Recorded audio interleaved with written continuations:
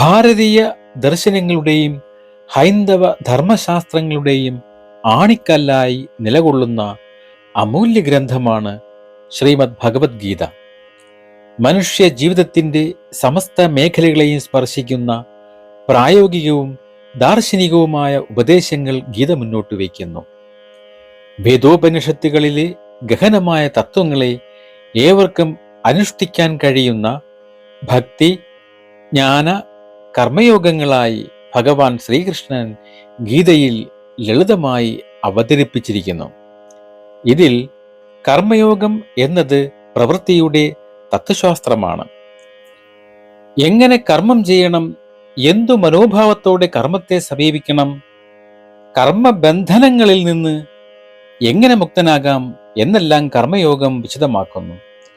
കുരുക്ഷേത്ര യുദ്ധഭൂമിയിൽ ബന്ധുജനങ്ങളെയും ഗുരുക്കന്മാരെയും എതിർചേരിയിൽ കണ്ട് വിഷാദഗ്രസ്തനായ അർജുനൻ യുദ്ധം ചെയ്യുക എന്ന തൻ്റെ കർത്തവ്യത്തിൽ നിന്ന് പിന്തിരിയാൻ ശ്രമിക്കുമ്പോൾ ഭഗവാൻ കൃഷ്ണൻ നൽകുന്ന ഉപദേശങ്ങളിലൂടെയാണ് കർമ്മയോഗത്തിന്റെ പ്രാധാന്യം വെളിവാകുന്നത്. നിഷ്കാമമായി ഫലേച്ഛയില്ലാതെ സമർപ്പണ മനോഭാവത്തോടെ ചെയ്യുന്ന കർമ്മം എങ്ങനെ വ്യക്തിയെ ആത്മീയമായ ഉന്നതിയിലേക്കും മോക്ഷത്തിലേക്കും നയിക്കുമെന്ന് ഭഗവാൻ വ്യക്തമാക്കുന്നു. ഭഗവത്ഗീതയിലെ 3-ാം അധ്യായം കർമ്മയോഗം എന്ന പേരിൽ അറിയപ്പെടുന്നു. എന്തുകൊണ്ട് കർമ്മം ചെയ്യണം, എങ്ങനെ കർമ്മം ചെയ്യണം എന്നീ അടിസ്ഥാനപരമായ ചോദ്യങ്ങൾക്ക് ഈ അധ്യായം ഉത്തരം നൽകുന്നു. ഒരു വ്യക്തിക്ക് ഒരു നിമിഷം പോലും കർമ്മം ചെയ്യാതിരിക്കാൻ സാധ്യമല്ലെന്നും, എന്നാൽ സാധാരണഗതിയിൽ സ്വാർത്ഥതയോടെ ചെയ്യുന്ന കർമ്മങ്ങൾ രാഗദ്വേഷങ്ങൾക്കും അതുവഴി പുനർജന്മത്തിനും കാരണമായി തീരുമെന്നും ഗീത പഠിപ്പിക്കുന്നു. ഈ ഒരു പശ്ചാത്തലത്തിലാണ് 9-ാം ശ്ലോകത്തിന്റെ പ്രസക്തി. കർമ്മം അനിവാര്യമാണെങ്കിലും അത് എങ്ങനെ ബന്ധനകാരണമാകാതെ മോക്ഷമാർഗമാക്കി മാറ്റാമെന്നുള്ള സുപ്രധാനമായ ഒരു തത്വം ഈ ശ്ലോകം അനാവരണം ചെയ്യുന്നു. മുൻ ശ്ലോകത്തിൽ പറഞ്ഞതുപോലെ നിയതമായ കർമ്മം അനുഷ്ഠിക്കുക. എന്തെന്നാൽ കർമ്മം ചെയ്യാതിരിക്കുന്നതിനേക്കാൾ ശ്രേഷ്ഠമാണ് കർമ്മം ചെയ്യുന്നത്. കർമ്മം ചെയ്യാതിരുന്നാൽ ശരീരയാത്ര പോലും നിർവഹിക്കാൻ കഴിയുകയില്ല എന്ന് ഉപദേശിച്ച ശേഷം ഏത് ഭാവത്തോടെയാണ് ആ കർമ്മം അനുഷ്ഠിക്കേണ്ടതെന്ന് ഈ ശ്ലോകത്തിൽ ഭഗവാൻ വ്യക്തമാക്കുന്നു. മനുഷ്യൻ കർമ്മം ചെയ്യാൻ ബാധ്യസ്ഥനാണ്. എന്നാൽ ആ കർമ്മങ്ങൾ പലപ്പോഴും അവനെ കൂടുതൽ ബന്ധനങ്ങളിലേക്ക് നയിക്കുന്നു എന്നൊരു വൈരുദ്ധ്യം നിലനിൽക്കുന്നുണ്ട്. ഈ ശ്ലോകം ഈ പ്രതിസന്ധിക്ക് ഒരു ഉത്തമ പരിഹാരം നിർദ്ദേശിക്കുകയാണ് ചെയ്യുന്നത്. യജ്ഞഭാവത്തോടെ ആസക്തിയില്ലാതെ കർമ്മം ചെയ്യുക. ഇതിലൂടെ അനിവാര്യമായ കർമ്മം തന്നെ മോക്ഷത്തിനുള്ള മാർഗമായി രൂപാന്തരപ്പെടുന്നു. ഇത് ഭഗവത്ഗീതയുടെ തനതായതും അങ്ങേയറ്റം പ്രായോഗികവുമായ ഒരു ദർശനമാണ്. കേവലമായ കർമ്മത്യാഗമല്ല, മറിച്ച് കർമ്മങ്ങളിലെ കുശലതയും സമർപ്പണവുമാണ് ഗീത മുന്നോട്ട് വയ്ക്കുന്നത്. ശ്രീമദ് ഭഗവത്ഗീത കർമ്മയോഗം ശ്ലോകം 9. യജ്ഞാർത്ഥാത് കർമ്മണോ അന്യത്ര ലോകോ അയം കർമ്മബന്ധനഃ തദർത്ഥം കർമ്മ കൗന്ദേയ മുക്തസംഗഃ സമാചരഃ. യജ്ഞാർത്ഥാൽ കർമ്മണോ അന്യത്ര ലോകോ അയം കർമ്മബന്ധനഃ തദർത്ഥം കർമ്മ കൗന്ദേയ മുക്തസംഗഃ സമാചര. ഈ ശ്ലോകത്തിലെ ഓരോ സംസ്കൃത പദത്തിനും തത്തുല്യമായ മലയാള വ്യാഖ്യാനമുണ്ട്. അത് ഈ ശ്ലോകത്തിന്റെ ആന്തരിക ഘടനയെയും ഓരോ വാക്കിന്റെയും സൂക്ഷ്മമായ അർത്ഥതലങ്ങളും ഗ്രഹിക്കാൻ സഹായിക്കുന്നു. യജ്ഞാർത്ഥാത് കർമ്മബന്ധനഃ മുക്തസംഘ തുടങ്ങിയ പ്രധാന സംജ്ഞകൾ അവയുടെ മൂലരൂപത്തിൽ തന്നെ പഠിക്കേണ്ടതാണ്. ഈ ശ്ലോകത്തിന്റെ പദാനുപദ അർത്ഥം ഇപ്രകാരമാണ്: യജ്ഞാത്, യജ്ഞാർത്ഥാത്. യജ്ഞാർത്ഥാത് യജ്ഞത്തിനു വേണ്ടി, അല്ലെങ്കിൽ യജ്ഞം എന്ന ലക്ഷ്യത്തോടെ കർമ്മണഃ കർമ്മത്തിൽ നിന്ന്, കർമ്മത്തേക്കാൾ എന്നൊക്കെ അർത്ഥം, അന്യത്ര മറ്റൊരിടത്ത് അല്ലെങ്കിൽ മറ്റൊരു തരത്തിൽ യജ്ഞത്തിനല്ലാതെ ചെയ്യുന്ന കർമ്മം എന്ന അർത്ഥത്തിൽ അന്യത്ര, ലോകഃ ലോകം, ഇവിടെ കർമ്മം ചെയ്യുന്ന വ്യക്തി അഥവാ മനുഷ്യ സമൂഹത്തെയാണ് ഇവിടെ ലോകം കൊണ്ട് അർത്ഥമാക്കുന്നത്. അയം ഈ കർമ്മബന്ധനഃ കർമ്മത്താൽ ബന്ധിക്കപ്പെട്ടവൻ അല്ലെങ്കിൽ കർമ്മം ഒരു ബന്ധനമായി ഭവിക്കുന്നവൻ, തതെന്നാൽ അത്, അതിന് അല്ലെങ്കിൽ അതാതു യജ്ഞത്തിന്, അർത്ഥം വേണ്ടി അല്ലെങ്കിൽ അതിന് ലക്ഷ്യമാക്കി, കർമ്മം അല്ലെങ്കിൽ പ്രവൃത്തി, കൗന്ദേയ ഹേ കുന്തിപുത്ര അർജുന, മുക്തസംഗഃ ആസക്തിയില്ലാത്തവനായി, അതായത് ഫലത്തിലും കർത്തൃത്വത്തിലുമുള്ള ബന്ധം വിട്ടവനായി, സമാചര നന്നായി അനുഷ്ഠിക്കുക അല്ലെങ്കിൽ ആചരിക്കുക, അത് ചെയ്യുക എന്നൊക്കെ അർത്ഥം. ഈ ശ്ലോകത്തിന്റെ അന്വയാർത്ഥം ഇപ്രകാരമാണ്. യജ്ഞാർത്ഥാൽ ഈശ്വരാരാധനാർപ്പണമായ അല്ലെങ്കിൽ ഈശ്വരാരാധനാർത്ഥമായ കർമ്മണഃ കർമ്മത്തിൽ നിന്ന്, അന്യത്ര അന്യമായ കാമ്യകർമ്മത്തിൽ അല്ലെങ്കിൽ പ്രവർത്തിക്കുന്ന, അയം ലോകഃ ഈ ലോകത്തിൽ, ഈ ലോകം, കർമ്മബന്ധനഃ കർമ്മത്താൽ ബന്ധിക്കപ്പെട്ടവരാകുന്നു, അതഃ അത് ഹേതുവായി, തദർത്ഥം ഈശ്വരാരാധനാർത്ഥമായി, കർമ്മത്തെ പ്രവൃത്തിയെ, ഹേ കൗന്ദേയ അല്ലയോ കുന്തിപുത്ര, മുക്തസംഗഃ നിഷ്കാമനായിട്ട്, സമാചര നല്ലവണ്ണം ചെയ്യുക. ഈശ്വരാർത്ഥമായ കർമ്മത്തിൽ നിന്ന് അല്ലെങ്കിൽ ഈശ്വരാരാധനാർത്ഥമായ കർമ്മത്തിൽ നിന്ന്, അതൊഴിച്ചുള്ള അന്യമായ കർമ്മങ്ങളാൽ, കാമ്യകർമ്മങ്ങളാൽ ഈ ലോകം ബന്ധിക്കപ്പെടുന്നു. അതിനാൽ ഈശ്വരാരാധനാർത്ഥമായി കർമ്മത്തെ ഹേ അർജുന നിഷ്കാമമായിട്ട് നല്ലവണ്ണം ചെയ്താലും, ഹേ കൗന്ദേയ യജ്ഞാർത്ഥാത് കർമ്മണഃ അന്യത്ര അയം ലോകഃ കർമ്മബന്ധനഃ അത തദ് അർത്ഥം ത്വം മുക്തസംഗഃ കർമ്മ സമാചര. ഹേ കുന്തിപുത്ര അർജുന, യജ്ഞത്തിനു വേണ്ടി ഉള്ളതൊഴികെയുള്ള കർമ്മത്താൽ ഈ ലോകം അഥവാ ലോകത്തിലെ മനുഷ്യർ കർമ്മബന്ധത്തിലാകുന്നു. അതിനാൽ നീ ആസക്തിയില്ലാത്തവനായി ആ യജ്ഞത്തിനു വേണ്ടിയുള്ള കർമ്മം വേണ്ട വിധം ചെയ്യുക.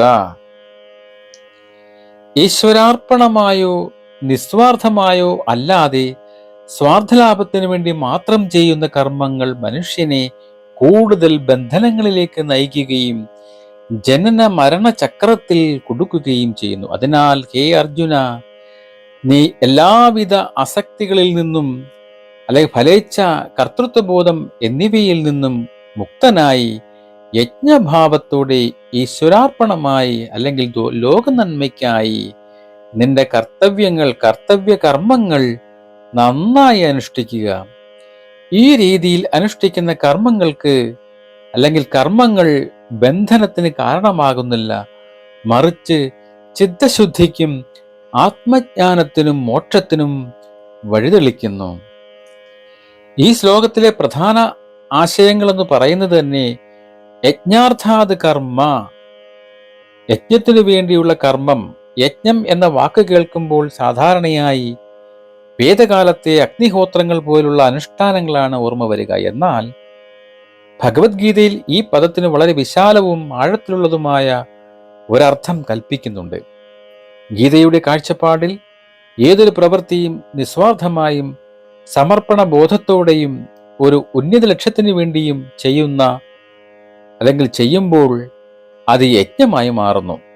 അത് സാമൂഹികമോ സാമുദായികമോ ദേശീയമോ വ്യക്തിപരമോ ആയ ഏത് പ്രവൃത്തിയും ആകാം.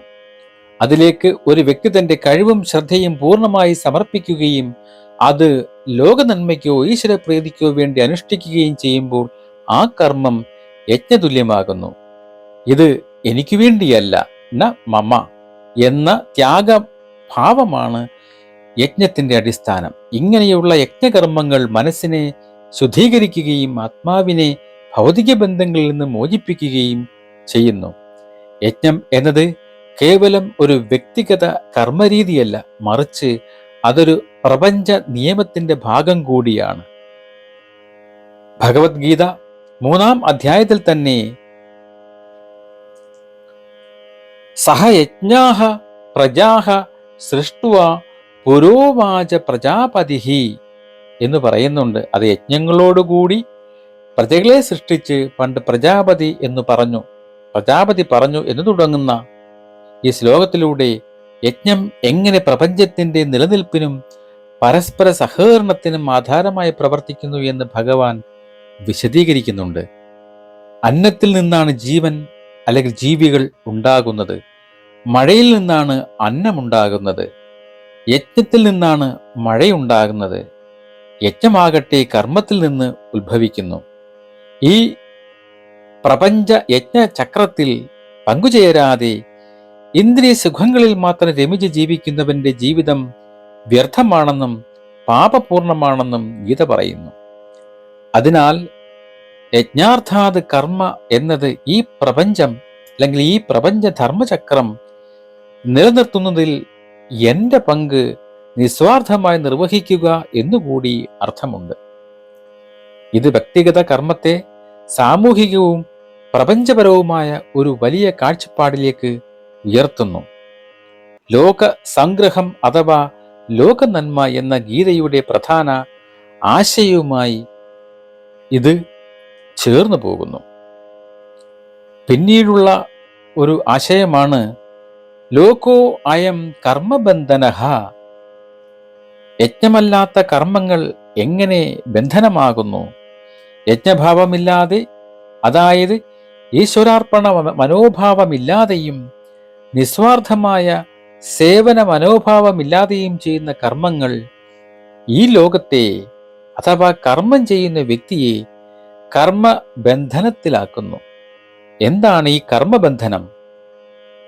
ഞാൻ ചെയ്യുന്നു എന്ന കർത്തൃത്വ ബോധത്തോടും അല്ലെങ്കിൽ അഹംഭാവത്തോടും ഈ കർമ്മത്തിന്റെ ഫലം എനിക്ക് ലഭിക്കണം എന്ന ഫലേച്ഛയോടും കൂടി ചെയ്യുന്ന പ്രവൃത്തികളാണ് കർമ്മബന്ധനത്തിന് കാരണം. ഓരോ കർമ്മവും അതിൻ്റെ ഫലത്തെ, അത് പുണ്യമായാലും പാപമായാലും ഉളവാക്കുന്നു. ആ ഫലങ്ങൾ അനുഭവിക്കുന്നതിനായി വീണ്ടും വീണ്ടും ജനിക്കേണ്ടി വരുന്നു. ഇതാണ് സംസാര ചക്രത്തിലെ ബന്ധനം.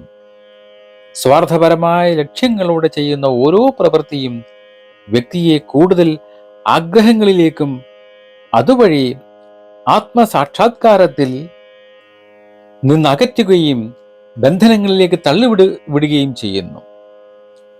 ഒരു കത്തി ഒരു കൊലപാതകിയുടെ കയ്യിൽ മാരകായുധമാകുമ്പോൾ അതേ കത്തി ഒരു ശസ്ത്രക്രിയാ വിദഗ്ധന്റെ കയ്യിൽ ജീവൻ രക്ഷിക്കാനുള്ള ഉപകരണമായി മാറുന്നു.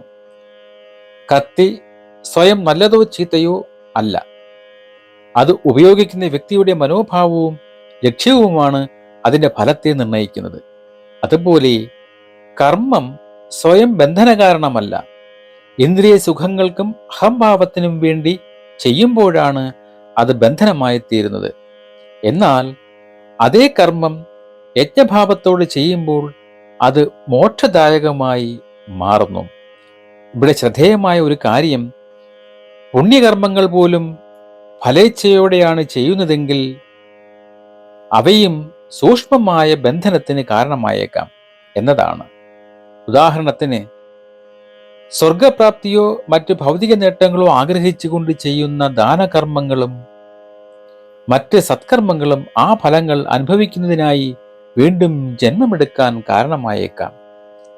സ്വർണച്ചങ്ങലയും ഇരുമ്പ് ചങ്ങലയും ഒരുപോലെ ബന്ധനം തന്നെയാണ് എന്നതുപോലെ പുണ്യ കർമ്മങ്ങളുടെ ഫലമായി ഉണ്ടാകുന്ന സുഖങ്ങളും ആത്യന്തികമായ മോക്ഷത്തിന് തടസ്സമായേക്കാം.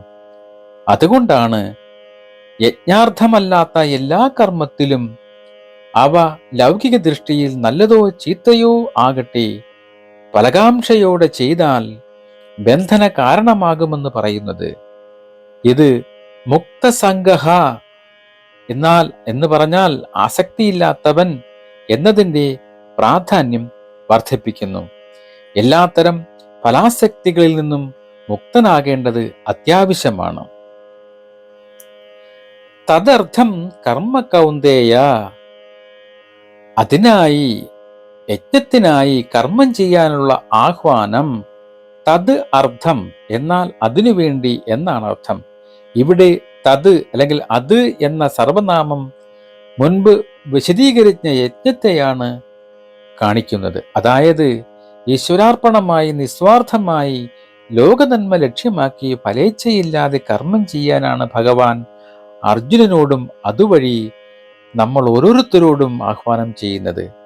മനുഷ്യന്റെ മുന്നിൽ രണ്ടു വഴികളാണുള്ളത്. ഒന്നുകിൽ സ്വാർത്ഥതയോടെ കർമ്മം ചെയ്ത് കർമ്മബന്ധനങ്ങളിൽ അകപ്പെട്ട് സംസാര ചക്രത്തിൽ ഉഴലാം, അല്ലെങ്കിൽ യജ്ഞബുദ്ധിയോടെ സമർപ്പണമായി കർമ്മം ചെയ്ത് ചിത്തശുദ്ധി നേടി ക്രമേണ മോക്ഷത്തിലേക്ക് മുന്നേറാം. ഈ തിരഞ്ഞെടുപ്പ് ഓരോ വ്യക്തിയും ബോധപൂർവം നടത്തേണ്ടതാണ്. ഈ ശ്ലോകത്തിൽ പറയുന്ന മറ്റൊരു കാര്യം, മുക്തസംഗഹ സമാചര, ആസക്തിയില്ലാതെ കർമ്മം അനുഷ്ഠിക്കേണ്ടതിന്റെ പ്രാധാന്യം. മുക്തസംഗഹ എന്ന പദത്തിന് സംഘം അഥവാ ആസക്തി ഇല്ലാത്തവൻ എന്നാണ് അർത്ഥം. പ്രധാനമായും രണ്ടു രീതികളിലുള്ള ആസക്തികളിൽ നിന്നാണ് മുക്തനാകേണ്ടത്. ഒന്ന്, ഫലത്തിലുള്ള ആസക്തി, ഫലസംഗം. ഈ കർമ്മം കൊണ്ട് എനിക്ക് ഇന്ന ഫലം ലഭിക്കണം എന്ന തീവ്രമായ ആഗ്രഹം. രണ്ട്, കർമ്മത്തിലുള്ള ആസക്തി അല്ലെങ്കിൽ കർത്തൃത്വ സംഘം. ഈ കർമ്മം ഞാൻ ചെയ്യുന്നു എന്ന അഹംഭാവം.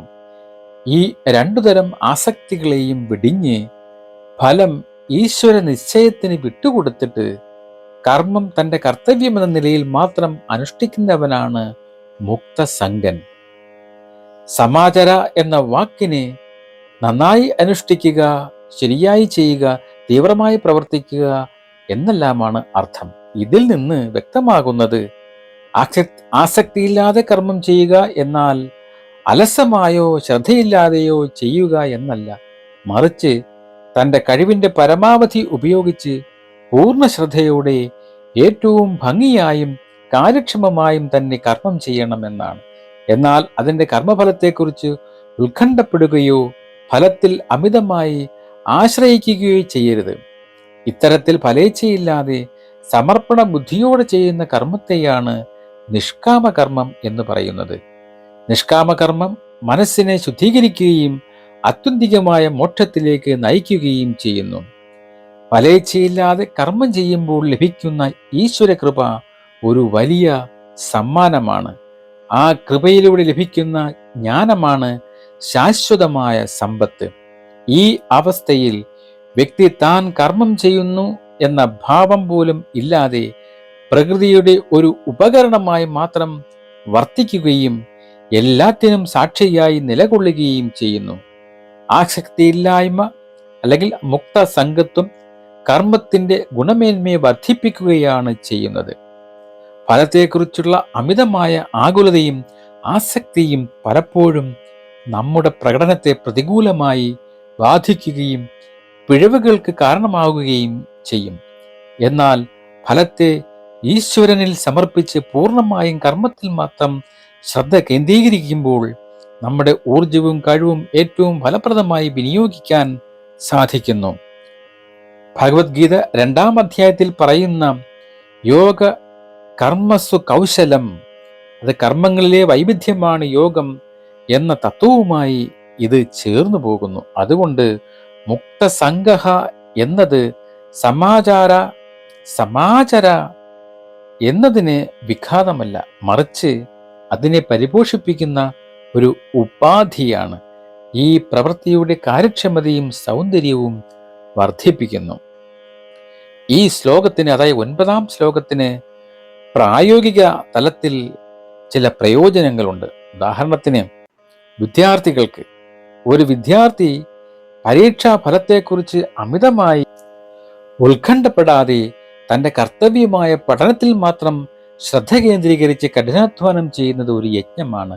അറിവ് നേടുക എന്ന ലക്ഷ്യത്തോടെ ഫലത്തിലുള്ള ആസക്തിയില്ലാതെ പഠിക്കുമ്പോൾ പഠനം കൂടുതൽ ഫലപ്രദവും ആനന്ദകരവുമാകുന്നു. ഒരു ഉദ്യോഗസ്ഥനെ സംബന്ധിച്ചാണെങ്കിൽ, ഒരു സ്ഥാപനത്തിൽ ജോലി ചെയ്യുന്ന വ്യക്തി തൻ്റെ പ്രവൃത്തിയെ ആ സ്ഥാപനത്തിൻ്റെയോ അതുവഴി സമൂഹത്തിൻ്റെയോ നന്മയ്ക്കായി സമർപ്പിച്ച് വ്യക്തിപരമായ ലാഭേച്ഛയോ സ്ഥാനമാനങ്ങളോ മുഖ്യ ലക്ഷ്യമാക്കാതെ തൻ്റെ ഉത്തരവാദിത്തങ്ങൾ നിർവഹിക്കുന്നത് യജ്ഞതുല്യമായ കർമ്മമാണ്.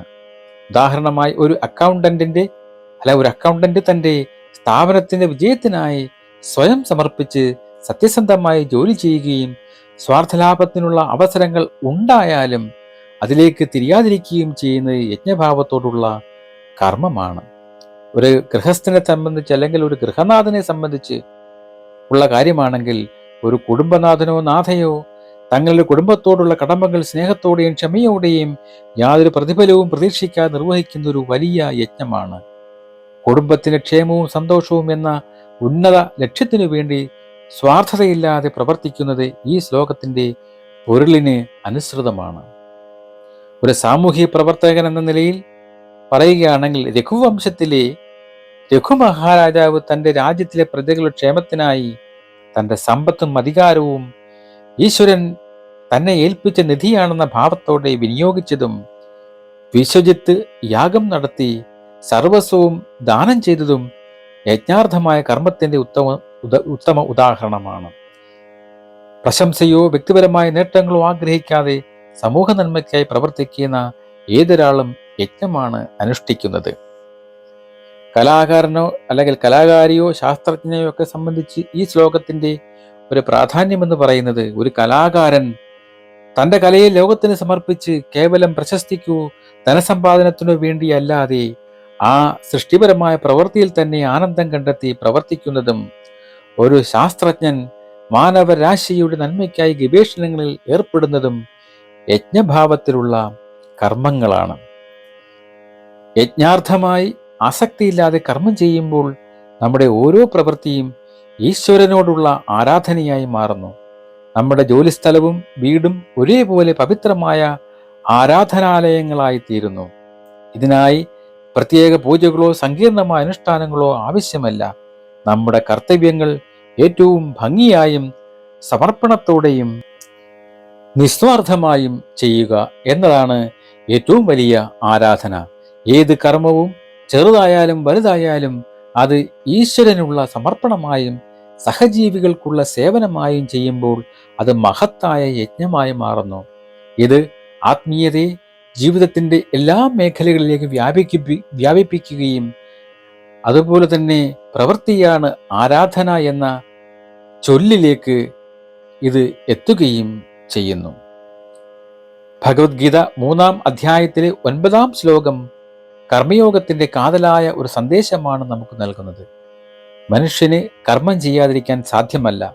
എന്നാൽ യജ്ഞഭാവത്തോടെയും നിസ്വാർത്ഥമായി ഈശ്വരാർപ്പണമായി ലോകനന്മയ്ക്കായി ഫലത്തിലുള്ള ആസക്തിയില്ലാതെയും അനുഷ്ഠിക്കുന്ന കർമ്മങ്ങൾ ബന്ധനത്തിന് കാരണമാകുന്നില്ലെന്ന് മാത്രമല്ല, അവ ചിത്തശുദ്ധിക്കും ആത്മീയ പുരോഗതിക്കും മോക്ഷത്തിനും വഴിയൊരുക്കുകയും ചെയ്യുന്നു. ഇതിനു വിപരീതമായി സ്വാർത്ഥലാഭത്തിനും ഇന്ദ്രിയ സുഖങ്ങൾക്കും വേണ്ടി മാത്രം ചെയ്യുന്ന കർമ്മങ്ങൾ വ്യക്തിയെ കൂടുതൽ കർമ്മബന്ധനങ്ങളിൽ കൊടുക്കുകയും സംസാര ദുഃഖത്തിന് കാരണമാകുകയും ചെയ്യുന്നു. ആധുനിക ലോകത്തിൽ ഈ ഗീതാതത്വം അതീവ പ്രസക്തമാണ്. ഇന്നത്തെ മത്സരാധിഷ്ഠിതവും ഫലകേന്ദ്രീകൃതവുമായ ജീവിതശൈലിയിൽ ഈ ശ്ലോകം പകരുന്ന ജ്ഞാനം മാനസിക സമ്മർദ്ദം കുറയ്ക്കാനും ആന്തരിക സമാധാനം കണ്ടെത്താനും വ്യക്തികളെ സഹായിക്കാനും നമ്മുടെ ജോലിയോടും കർത്തവ്യങ്ങളോടുമുള്ള മനോഭാവത്തെ ഇത് ക്രിയാത്മകമായി പരിവർത്തനം ചെയ്യാനും പ്രയോജനം ചെയ്യുന്നു. ജോലിയെ കേവലം ഉപജീവനമാർഗം എന്നതിനപ്പുറം അതിനെ ഒരു സാധനയായും ലോക സേവനത്തിനുള്ള അവസരമായും കാണാൻ ഈ തത്വം നമ്മെ പ്രേരിപ്പിക്കുന്നു. ദുരിതമനുഭവിക്കുന്ന ജനങ്ങളുടെ മോചനത്തിനും ക്ഷേമത്തിനും വേണ്ടി കർമ്മനിരതനാകുവാനാണ് ഗീത ഉപദേശിക്കുന്നതെന്ന വ്യാഖ്യാനം ഈ സന്ദർഭത്തിൽ ശ്രദ്ധേയമാണ്.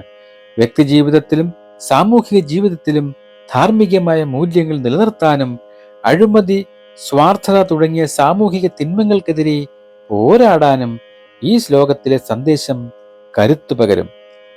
ഈ ശ്ലോകം പ്രതിനിധീകരിക്കുന്ന കർമ്മയോഗ ദർശനം കേവലം ഒരു ഒറ്റപ്പെട്ട തത്വമല്ല, മറിച്ച് ഒരു സമ്പൂർണവും സമഗ്രവുമായ ജീവിത വീക്ഷണമാണ്. യജ്ഞം, നിഷ്കാമകർമ്മം, ഫലത്യാഗം, സമർപ്പണം, കർത്തവ്യബോധം, ലോകസംഗ്രഹം തുടങ്ങിയ ഗീതയിലെ പ്രധാന ആശയങ്ങളെല്ലാം ഈ ശ്ലോകത്തിൻ്റെ പൊരുളുമായി ആഴത്തിൽ ബന്ധപ്പെട്ടിരിക്കുന്നു. ഇത് വ്യക്തിയുടെ മാനസികവും ധാർമ്മികവും ആത്മീയവുമായ എല്ലാ തലങ്ങളെയും സ്പർശിക്കുന്ന ഒരു പ്രായോഗിക പദ്ധതിയാണ്. അതിനാൽ ഈ ശ്ലോകം നൽകുന്ന ഉൾക്കാഴ്ചയെ മനസ്സിലാക്കുകയും ജീവിതത്തിൽ പകർത്താൻ ശ്രമിക്കുകയും ചെയ്യുന്നത് നമ്മുടെ ജീവിതത്തെ ഒരു യജ്ഞമാക്കി മാറ്റാനും ഓരോ കർമ്മത്തെയും ഈശ്വരാർപ്പണമാക്കി ആത്മീയമായ പുരോഗതി കൈവരിക്കാനുമുള്ള ഒരു രാജപാതയാണ് തുറന്നു തരുന്നത്. യജ്ഞാർത്ഥാത് കർമ്മണോ അന്യത്ര ലോകോ അയം കർമ്മബന്ധനഃ തദർത്ഥം കർമ്മ കൗന്ദേയ മുക്തസംഗഃ സമാചര.